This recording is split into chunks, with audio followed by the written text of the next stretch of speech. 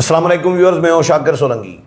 Viewers, supreme court में मखसूस नशस्तों के केस के बाद मज़ीद 4 एडहॉक जजेस लगाने का फ़ैसला किया गया है। चीफ जस्टिस ऑफ पाकिस्तान काजी फ़ायज़ ईसा ने यह फ़ैसला किया है और सुप्रीम जुडिशल कमीशन जो है उसका इजलास भी बुलाया गया है जुडिशल कमीशन का, जिसमें इन जजेस की तैनाती की मंजूरी दी जाएगी। क्योंकि जजेस तकसीम हो गए हैं और पीटीआई के हामी जजेस की तादाद बढ़ गई है, इसलिए शायद अब जो पीटीआई के हामी नहीं हैं जजेस, रिटायर्ड जजेस हैं, वो उनको एडहॉक पर लगाने का फ़ैसला किया गया है। तैयब बलोच हमारे साथ मौजूद हैं। तैयब सुप्रीम कोर्ट कवर भी करते हैं और सुप्रीम कोर्ट की जो प्रेस एसोसिएशन है उसके सदर भी हैं, अपना यूट्यूब भी चलाते हैं तैयब बलोच के नाम से। Tayyab, welcome to show. Thank you. Tayyab, ये तो क्लियर है, इसमें तो सोचने की तो ज़रूरत है ही नहीं कि ये जजेस क्यों तैनात किए जा रहे हैं। एडहॉक जजेस रिटायर्ड जो हैं 4 जजेस, एक ने इनकार कर दिया है, पीटीआई ने कोई प्रोपेगेंडा किया है, क्या कहानी है? देखें अदा, वैसे सुप्रीम कोर्ट में जो ओवरऑल जजेस की स्ट्रेंथ है कॉन्स्टिट्यूशनली वो होती है 17 और वो 17 होते हैं परमानेंट जज। ओके। और फिर जो चीफ जस्टिस ऑफ पाकिस्तान है उसको इख्तियार दिया गया है कि अगर मुकदमात का दबाव ज़्यादा हो और इस टाइप की सूरत हाल हो तो उसके लिए जो है वो एडहॉक पे जज जो हैं वो लगाए जाते हैं। अब एडहॉक पे जो जज लगते रहे हैं तो वो सुप्रीम कोर्ट के ही रिटायर्ड जजेस की खिदमात 3 साल के लिए 2 साल के लिए लेते रहे हैं कि वो फिर मुकदमात ताकि सुने, बेंचेस में बैठें तो मैक्सिमम बेंच बने तो वो मुकदमा जल्द जो है वो निमट जाए।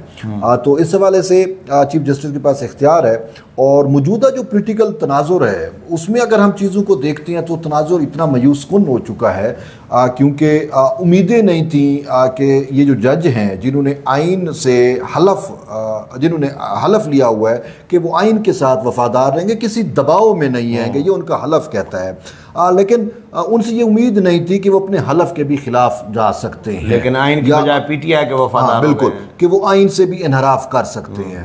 तो अनफॉर्चुनेटली ये जो मौजूदा मखसूस नशिस्तों वाला केस है इसमें हमें क्या पूरे पाकिस्तान को उम्मीद नहीं थी कि चलो बाकी मतरमल्ला और बाकी जजेस तक ठीक है, वो जैसे हैं, वो सबको पता है कि पॉपुलिस्ट अप्रोच वाले हैं या कहीं ना कहीं वो जो छापे का शिकार हुए हैं, लेकिन उससे मंसूर अली शाह से ये तवक्को नहीं थी। लेकिन एकदम हमें नज़र आया कि मंसूर अली शाह भी जो है वो पॉपुलिस्ट अप्रोच के हामी हो गए हैं, ठीक है, और वो आइन के बरखिलाफ जाके एक पॉपुलर बयाने पे चले गए या पॉपुलर अप्रोच के मुताबिक उन्होंने फैसला दिया। और आपको पता है, मुझे याद पड़ता है कि फ़रूक चनैक वो बड़े सीनियर रहनुमा हैं इसके वकला क़यादत के, तो फ़रूक चनैक ने कहा था जब इंट्रा पार्टी इलेक्शन आया था तो बहुत ज़्यादा काजी साहब पे जो है वो तनकीद हो रही थी।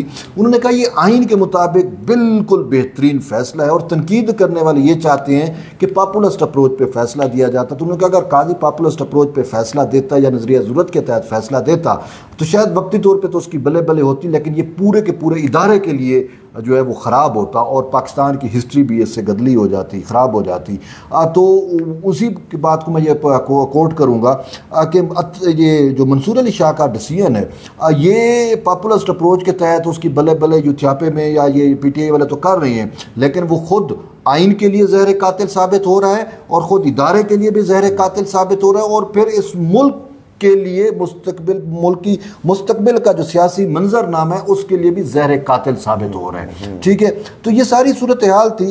तो साफ ज़रा फिर चीफ जस्टिस काजी फ़ैज़ ईसा ने देखा कि यार इन्होंने तो आइन का हलफ लिया हुआ था, ये तो ये कर रही हैं और अब मौजूदा सिचुएशन भी कुछ ऐसी है, इमर्ज हो रही है, तो उन्होंने कहा कि क्यों ना मैं जो है वो ऐसे जजेस की खिदमात हासिल कर लूँ जो पॉपुलिस्ट बयाने की बजाय आइन पर चलने वाले हूँ। तो इसी वजह से फिर उन्होंने 4 जजेस के नाम तजवीज़ किए कि चीफ जस्टिस काजी फ़ैज़ ईसा जुडिशल कमीशन के भी सरबराह हैं जो जजेस अपॉइंट करता है, ठीक है।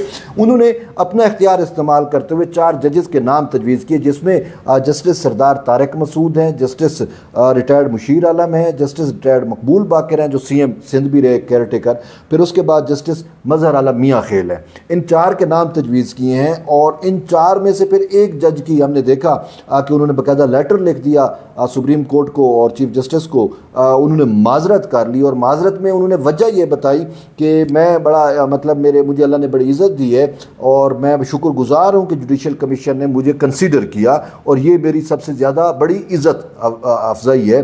लेकिन उन्होंने कहा कि मौजूदा तनाजुर के अंदर मैं जब चीज़ों को देखता हूँ तो मेरे ख़िलाफ़ जो है जो ही मेरी इधर से तजवीज़ आया, मेरा नाम प्रपोज किया गया, दूसरी तरफ से मुझे और मेरी फैमिली के ख़िलाफ़ जो है वो गलीज़ प्रोपेगेंडा शुरू कर दिया गया।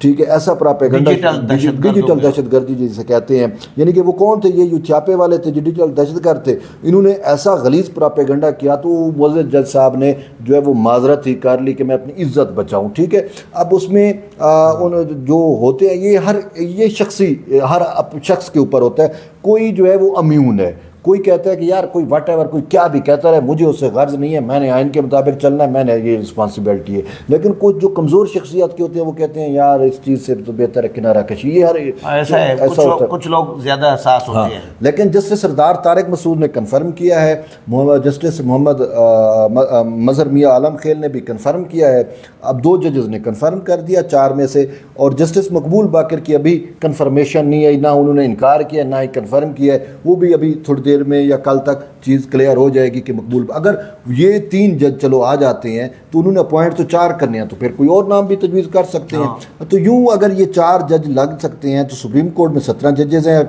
4 ये तो टोटल 21 हो गए। ठीक है, और फिर हम ये देखेंगे 5 आइन के साथ खड़े थे, काजी के साथ। हाँ, तो 5 ही हो गए, 4 ये हो गए, 9 हो गए, तो 8 पीटीआई के हामी। फिर इसमें सुप्रीम कोर्ट के और भी 4 जजेस की अपॉइंटमेंट हुई थी, 13 थे तो 4 और अपॉइंट किए गए थे।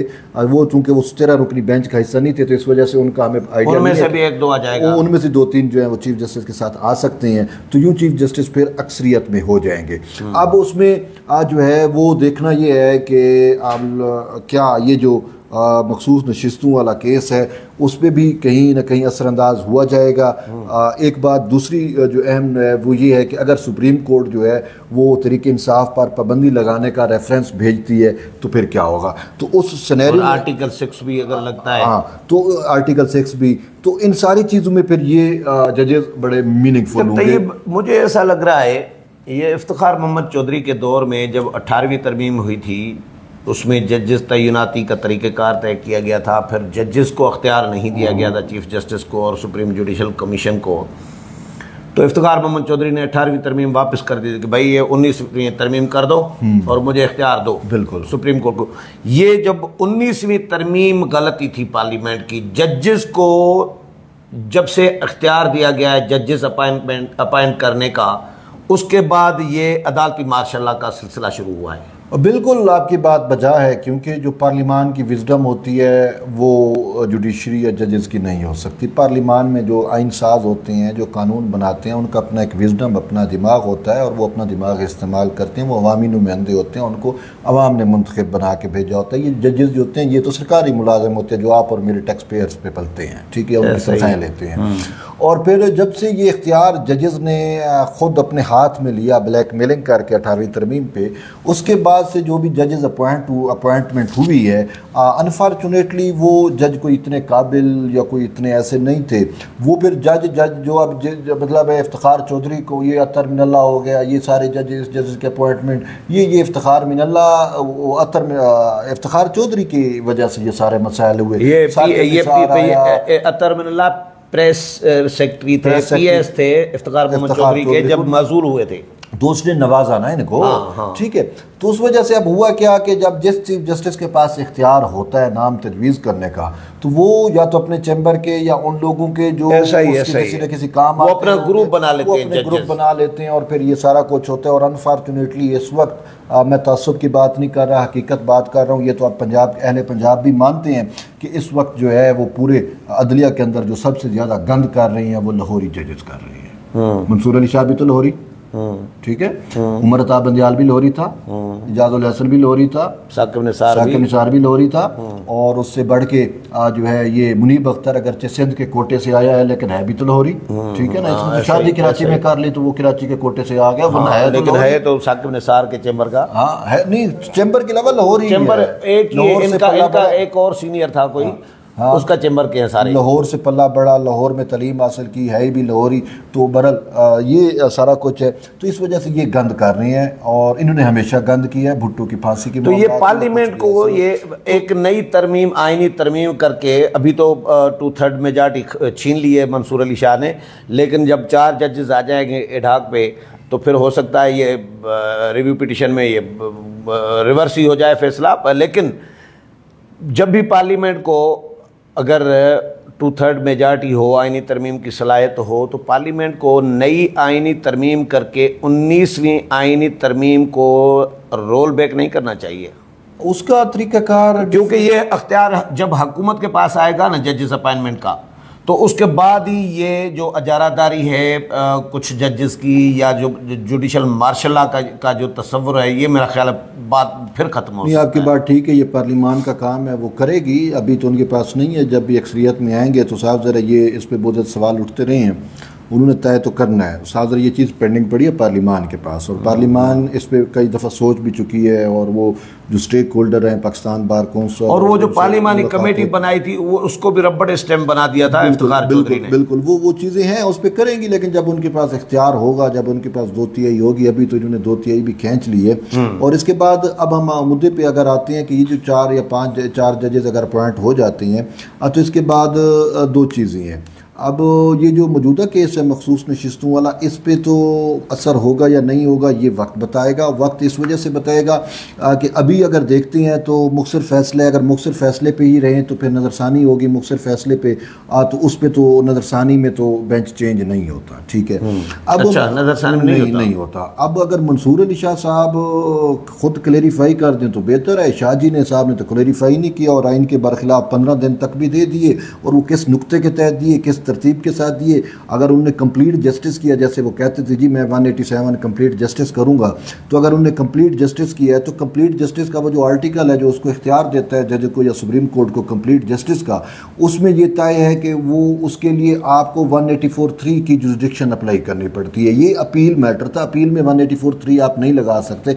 लेकिन अगर मंसूर अली शाह साहब ज़रा अपना फैसला लिखेंगे, रीज़न देंगे, और उसमें कहीं ना कहीं वो ये मेंशन करेंगे साहब ज़रा उन्होंने जो कुछ किया है इसको कानूनी अम्ब्रेला तो प्रोवाइड करेंगे ना। हवा में तो इंसाफ नहीं हो जाता ना, ठीक है ना। हवा में तो हम और आप भी विलाग नहीं करते, तो वो तो जज है, हवा में कैसे जो है वो इतना बड़ा फैसला दे देगा। लेकिन ये जजेस जो नए अपॉइंट होंगे ये आर्टिकल 6 वाले केस में तो हो सकते हैं असरअंदाज। अच्छा, उसमें मैं आपको बताता हूँ कि आर्टिकल 6 तो सुप्रीम कोर्ट में डायरेक्ट नहीं आएगा, लेकिन अच्छा। मैं आपको रीज़न ये दे रहा हूँ कि अगर उन्होंने 184(3) का कहेंगे कि मैंने सहारा लिया है, तो फिर 184(3) में अगर जब केस आ जाता है तो फिर उस पर नज़रसानी नहीं होती, अपील होती है, और अपील पे फिर बेंच चेंज हो सकता है या बड़ा भी हो सकता है। तो उसमें फिर ये 5 जज 4 जज डाल के तो कहीं ना कहीं चीज़ें रिवर्स हो सकती हैं। ये एक होप है, लेकिन it's up to justice Mansoor Ali Shah कि उसका रीजंस क्या देता है, ठीक।